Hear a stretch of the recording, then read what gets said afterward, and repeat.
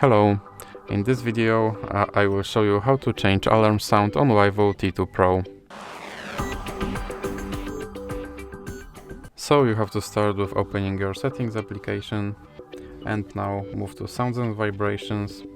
Now scroll down and click on alarm ringtone, and here you can choose between other built-in alarm ringtones and then click back, and as you can see my alarm ringtone has been changed.